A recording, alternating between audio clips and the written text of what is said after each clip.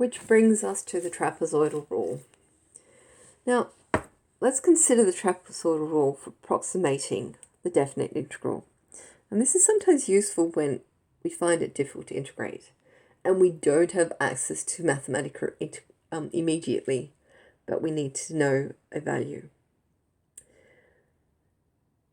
The trapezoidal rule is based on using trapeziums to approximate the area under a curve.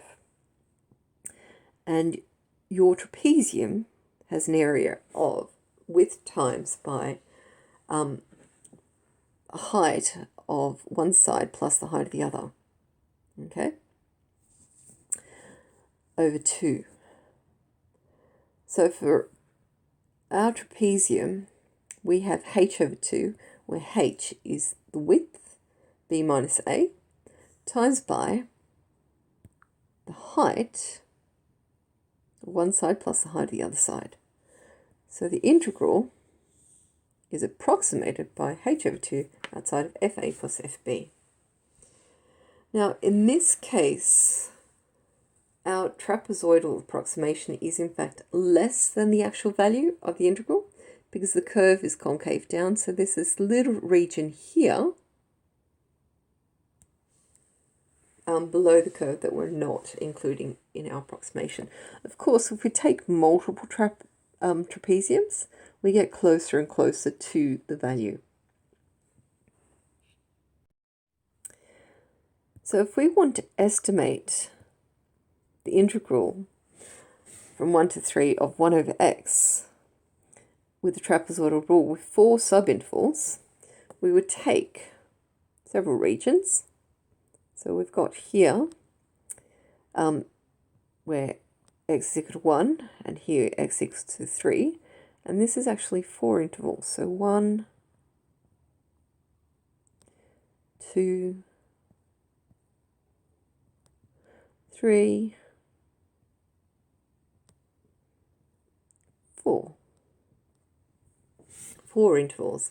Now if we break this up into even spaces, we're going 1, 1.5, 2, 2.5, 3. So when we integrate, or we use our approximation, another form of the Riemann sum in many ways, we take our difference, our width is 1.5 minus 1, so it's 0.5 over 2, outside of 1 over 1 plus 1 over 1.5,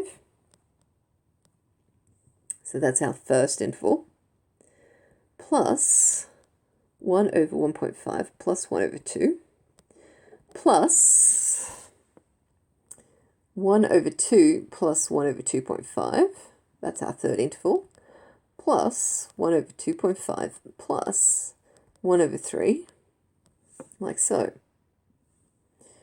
Now the thing is, we have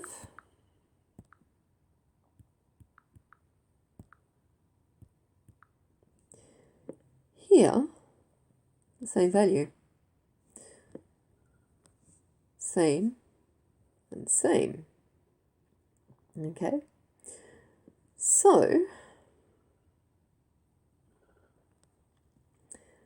this is 0.5 over 2, 1 plus 2, or I should put down 1 over 1, times by 1 over 1.5 plus 2 times by 1 over 2 plus 2 times 1 over 2.5 plus 1 over 3. So we can see a pattern forming. Essentially, we would have h over 2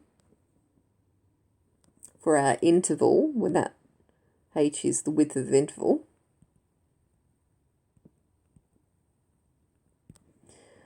of f x naught plus 2 f x1 plus 2 fx2 plus 2 fx3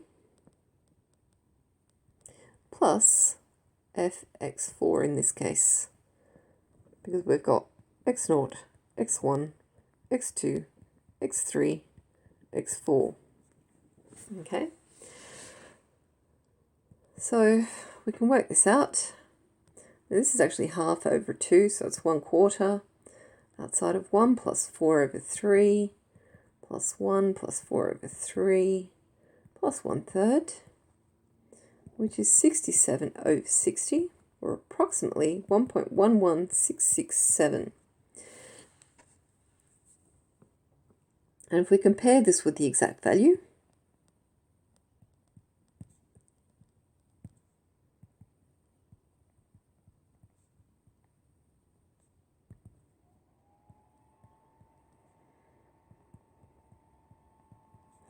we have, now that's actually the integral. That integral gives you log x. So 1 over x is the derivative of log x.